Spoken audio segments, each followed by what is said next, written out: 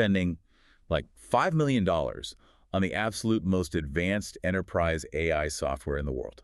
Oh, wow. Yeah, a massive investment. Right. And you manage to get, 100% of your employees to log into it every single day. Which is pretty rare in itself. Exactly. But then at the end of the year, you discover your company didn't make a single extra dime. Yeah, that's the nightmare scenario. Sounds impossible, right? Right. But according to a new deep dive into enterprise AI, this exact scenario is playing out across the corporate world, like every single day. It really is. It's arguably the most critical business question of our current era, honestly. So today, we're tackling that billion-dollar question that's just hovering over almost every industry right now. Is all this money being poured into artificial intelligence actually delivering real business value? Or is it just, the most expensive corporate placebo ever invented? We're watching a staggering amount of capital flow into these AI platforms and predictive tools. Oh, absolutely. It's everywhere. Generative AI, co-pilots, predictive analytics. Right, but there is this severe, almost willful lack of clarity regarding what that money is actually buying. Which is exactly why we are unpacking a really eye-opening article from July 2026 by J.D. Parashar. He's the founder and director of Rethink AI, right? Yeah, he is. And he lays out a framework in this piece that completely reframes how we should be looking at these investments. It's a fantastic source. Really cuts through the noise. Our mission for this deep dive is basically to hand you that framework. So whether you are prepping to pitch a new tool to your boss or assessing your own company's chaotic tech strategy. Or honestly, even if you just want to know how to spot the smoke and mirrors in the market. Exactly. By the end of this conversation, you will understand the underlying mechanics of how AI actually creates value. And to get to that value, we really have to start by diagnosing the pathology of what organizations are currently getting wrong. Right, the trap of measuring activity instead of value. Yeah. The core problem Parashar highlights isn't that companies aren't trying, it's that they are, hypnotized by the wrong metrics. They're celebrating the wrong stuff. Exactly. They are putting out these glowing internal reports highlighting, the sheer volume of AI tools deployed. Or the massive number of employees actively logging into a platform every morning. Yes. But if you pause and look at the underlying logic, those metrics only indicate one thing, which is adoption. Or just activity, really. Right. Activity. Mm-hmm. They do not indicate a return on investment. Parashar makes this profound distinction that AI is not a technology investment. Wait, say that again, because that feels important. AI is not a technology investment. It is a business performance investment. Okay, I love that. Yeah. Because if we think about this in terms of fitness, looking at login rates is like bragging about how much gym equipment you leased. Yes. Like you leased all the treadmills and you're bragging about how many times your employees scanned their badges at the front door. Right, but it doesn't mean anyone actually worked out. Exactly. To push that analogy even further, if everyone is logging into the AI co-pilot, but revenue hasn't shifted and costs haven't dropped, then you're essentially paying for premium personal trainers while your staff just sits on the mat stretching. Yes, it is the illusion of work.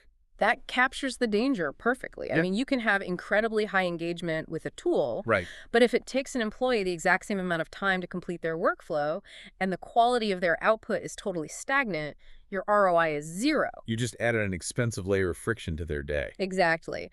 So if counting logins and pilot programs is the trap, how do we measure the actual workout? How do we measure the business getting stronger?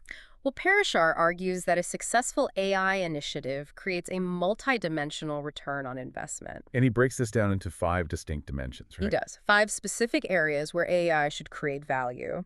And, you naturally look at the bottom line first. The financial return. Right. Financial return is the most visible tip of the spear. This is the direct dollar-for-dollar justification you take to the board. So we are talking about concrete revenue generated through newly enabled AI products. Or tangible cost savings from operational automation, like did the profit margin increase?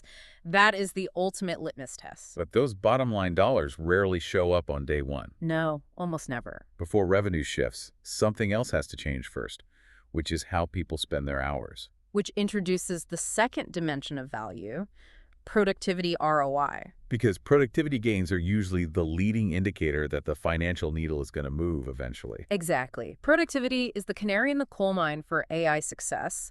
This is where you track the manual effort being eliminated. Like time saved on repetitive tasks. Right. How much faster is your team aggregating weekly data? Or, are project completion cycles shrinking? Because compressing the time it takes to execute repetitive tasks is like one of AI's fundamental mechanics. It is. But here is where those mechanics get kind of tricky. Oh, for sure. Let's say an AI tool saves an employee 10 hours a week. If management doesn't have an actual plan for what to do with those 10 hours, the employee might just use that freed up time to, doom scroll on their phone. Or invent totally useless busy work. Yeah. So the productivity went up, but the financial ROI is still flat because the capacity wasn't reallocated. That's a brilliant point.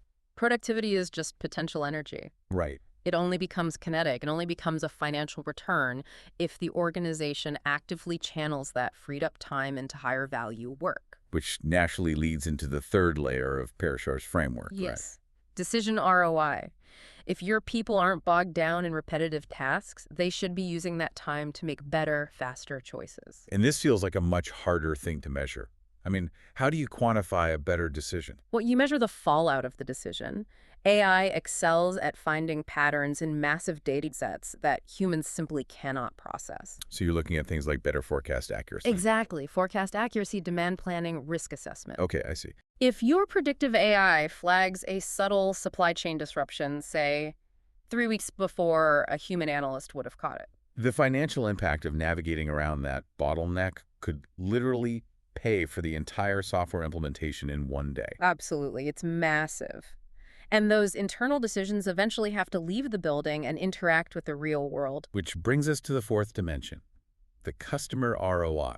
Because if this multi-million-dollar tool isn't ultimately improving the customer's experience, you really have to question why you bought it. Right. The customer experience is basically the proving ground for all these internal improvements. Yeah. When you have better data and faster processes, it should manifest as faster response times. Or highly personalized service, proactive problem solving for the end user. Exactly. Improved satisfaction and lifetime value are profound indicators of sustainable AI success. Because they build compounding loyalty. Precisely. Okay, so I follow the logic through all that financial, productivity, decisions, and customers. But I have to stop you and push back on the final layer of this framework. The strategic ROI. Yeah, because if I'm an executive reading this, my skeptical radar is just blaring. Oh, what is that? Well, strategic ROI sounds suspiciously like a fluffy buzzword that leadership teams invent when a massive pilot project completely failed to make any money. I see what you mean. Like, well, we burned $5 million, but our strategic agility is off the charts. That is a very common refuge for failed projects, to be fair, so your skepticism is totally warranted. Right. So how does Parashar justify it? Well, he explicitly defends strategic ROI not as a fallback excuse, but actually as the most critical yet overlooked dimension of all. Really? The most critical? Yeah. He's talking about fundamental, measurable shifts in the DNA of how the organization operates. Like what? Like, has the company actually developed a data-driven culture? Can you pivot your operations faster in response to market shocks than you could a year ago? But how is that practically different from just hoping for the best, though? How does it actually function as a return on investment? Think of financial returns as cash in hand today, and strategic returns as the interest rate compounding over the next decade. Okay, that makes sense. If an AI initiative fundamentally rewrites a company's culture so that every department stops relying on gut instinct and starts demanding data to back up their assumptions. Oh, wow. Yeah, that is a massive strategic return. Right. Building that organizational agility, that muscle memory to rapidly adopt and integrate new technologies is what separates market leaders from the companies that will just be obsolete in 5 years. Yeah, that makes a lot more sense. It's about preparedness for disruptions. Exactly. Building the capacity to adapt rather than just cashing a single check. Yes. So having mapped out what real value looks like across those 5 dimensions, we really need to explore why the landscape is just absolutely littered with failed AI projects. So the graveyard of enterprise AI is vast. Right. Projects that never hit a single one of those targets. Yeah, the text details 4 recurring mistakes or systemic failures that prevent these returns. And the root cause of almost all of them is jumping into the technology without clear business objectives. Yes. Driven by excitement over the tech rather than desired outcomes. This circles right back to the hype we talked about at the beginning. Exactly. You have a scenario where a CEO reads like a breathless article about generative AI over the weekend. Oh, we've all seen this. They walk into the office on Monday and demand, "We need an LLM by Friday." Right. And just to clarify the jargon for a second, an LLM, a large language model, means they basically just want their own custom version of ChatGPT because it sounds innovative. Not because they actually know what they want to feed it or what problem it's supposed to solve. Right. The motivation is purely fear of missing out. But if you don't have a defined business outcome, you are trying to achieve, like, I don't know, reduce customer churn by 5%. Then measuring success is literally impossible. You cannot measure a return if you never define the problem. So because they don't have that specific target, they end up throwing spaghetti at the wall. Which is the second major pitfall, chasing too many initiatives. They launch a dozen different pilot programs across HR, marketing, and finance all at once, just hoping something sticks. And that fragmented experimentation results in high activity but extremely low impact. Right. When you launch multiple pilots simultaneously, you stretch your resources, your engineering talent, and your proprietary data incredibly thin. So you're saying focused execution consistently beats scattered piloting. Exactly. Parashar really emphasizes that. AI models require intense feeding, tuning, and monitoring to become useful. So if you build 10 mediocre models, you get zero value. But if you build one exceptional model focused on a core business problem, you transform the company. That makes total sense. But when you launch all those scattered pilots, you have to find some way to report on them. Right. Which leads to the third pitfall. Measuring the tech instead of the business. It's a bizarre phenomenon. Companies start measuring the software itself instead of the profitability or customer benefit.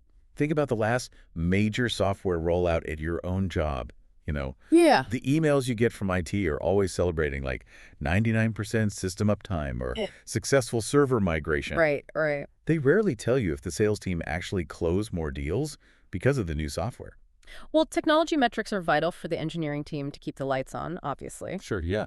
Tracking model accuracy, latency, and uptime is necessary maintenance. But leadership needs to realize that a highly accurate model that no one uses is a failure. So technical metrics must always support the business metrics. Exactly. They have to support them. Did profitability grow?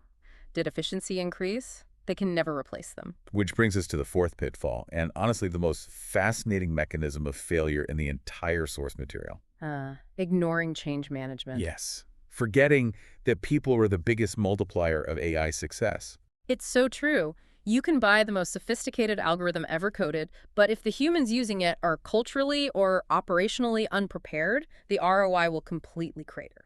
It's like buying a state-of-the-art kitchen for a restaurant, but totally forgetting to train the chefs. That is a perfect analogy. Or dropping an advanced AI into an organization without change management is like giving a dynamic, recalibrating GPS to a team that has only ever used static paper maps. Oh, I like that. You forget to explain to them that the GPS analyzes live traffic and will change routes on the fly. Right, so the very first time the machine tells them to take a weird exit off the main highway, they won't trust it. Exactly. They will panic, turn the screen off, and pull out the paper map they are comfortable with. That is a brilliant way to visualize it. If they don't understand how the machine thinks, they will actively fight it. Yes, they will. But let me ask you this. If training the employees to trust the GPS, if cultural readiness is so vital, why are technology metrics like system uptime so much more tempting for leaders to track? Honestly, because measuring system uptime is safe. And it can be automated. Yeah. You can pull a clean PDF from a dashboard and feel incredibly productive handing it to your board of directors. Well, measuring cultural readiness is messy. Very messy. Redesigning deeply entrenched human workflows involves confronting fear of job displacement, managing internal politics, and executing really intensive training. But the hard truth of AI implementation is that you have to do the messy human work if you want to extract the clean, technical ROI. You cannot bypass the humans to get to the value. Wow. Okay, so knowing these massive pitfalls, the lack of objectives, the scattered pilots, the obsession with tech metrics, Yeah. and the failure to manage human psychology. Yeah. How do we systematically build a project that captures real value. Well, Rethink AI offers a really pragmatic 5-step framework to guarantee value. It is essentially a blueprint for discipline. Exactly. And step 1 is to define the business problem. Start with clear goals before you ever look at the software. You have to identify a pain point. Instead of saying, we need to implement generative AI, you say, our customer onboarding takes 3 weeks, and it is costing us renewals. Right, let's find a way to compress that to 3 days. Yes. The technology is just the vehicle to solve the specific business problem. Okay, so once you have that anchor, what's step 2? Establish baseline metrics. You must rigorously measure your current performance before the AI is implemented. It seems almost too simple, honestly. Yeah. But if you don't know your exact metrics before you plug the AI in, you literally cannot prove it worked. Right. You're flying blind. But wait, I have to jump in here for a second. Sure. Establishing baselines for deterministic software, like an old accounting program, makes sense. Yeah. But how do you establish a baseline for something probabilistic or something qualitative like employee creativity or customer satisfaction before you implement the AI? That's a great question. You measure the behavioral exhaust of those qualitative feelings. Behavioral exhaust. Yeah. You can't baseline creativity, but Yeah. you can baseline the number of revision cycles a marketing team needs to finalize a campaign. Oh, I see. You can baseline the average minutes spent on a customer support call or the volume of escalated tickets. Right. So if you don't know that your team currently averages 4 revision cycles per project, you cannot mathematically prove the AI-provided value when that number drops to 1. Exactly. You make the intangible incredibly concrete. Okay, so that's baselines. What's step 3? Select business KPIs. You have to focus on metrics that leadership actually cares about. Like revenue growth or employee efficiency. Yes. You ensure the AI's goals are fundamentally intertwined with the company's broader strategic goals. Got it. And step 4, Measure short-term and long-term value. which goes back to that multidimensional framework we discussed. Exactly. You balance the immediate operational wins like those early productivity gains with the long-term strategic maturity. Like shifting the organizational culture. Yes. Yeah. Which culminates in step 5. Continuously optimize. Because AI is not a one-time purchase. Right. It is not Microsoft Word. It is not a static piece of software you install and just forget about. The models drift. User behavior evolves. New efficiencies emerge over time. So maximizing ROI requires a continuous loop of evaluating performance, analyzing user adoption, and refining the workflows. It functions way more like an organic ecosystem than a traditional IT deployment. It does, and that philosophy shifts the entire organizational journey. In what way? You move from AI investment, which is simply buying the tools, to AI implementation, which is deploying them. But the final destination has to be value realization. Right. Because the market will not reward companies based on the size of their AI budgets. No, it will reward them based on the magnitude of the value they actually extract. That perfectly synthesizes the core thesis of this deep dive. Parashar's article aggressively flips the conventional corporate wisdom. It really does. The organizations winning the AI era aren't necessarily the ones spending the most money or bragging about their massive tech stacks or launching the most pilots. Exactly. They are the ones focusing intensely on transforming AI into tangible business outcomes. The true ROI of AI is measured by the strength of the business it helps build, not the sophistication of the tech itself. It demands a level of discipline that many companies simply aren't used to applying to emerging technology. Right. If an AI tool isn't driving financial, productive, decision-based, customer, or strategic value, the investment itself needs to be ruthlessly reevaluated. Absolutely. Which leaves us with a really provocative final thought for you to carry into your week. Ah, I love a good final thought. We spent a lot of time dissecting the idea of decision ROI, right? Right. How AI's highest value is dramatically improving our decision speed and strategic agility. Right. Well, if that mechanism works the way it should, could the ultimate metric of a successful AI project simply be how much less leadership has to intervene in daily operations? Oh, wow. That is a fascinating perspective. Right. As you look at the AI tools in your own life or your own company, ask yourself this. Is this tool just giving us more data to manage? Or is it actually taking the weight of decision-making off our shoulders? Because true value is found in the friction it removes, not the complexity it adds. Exactly. Going back to our fitness metaphor, the ultimate goal isn't to spend all day oiling and maintaining the treadmills. No, the goal is to get healthy enough to just go outside and run. Keep looking for the actual value behind the activity. Catch you on the next deep dive.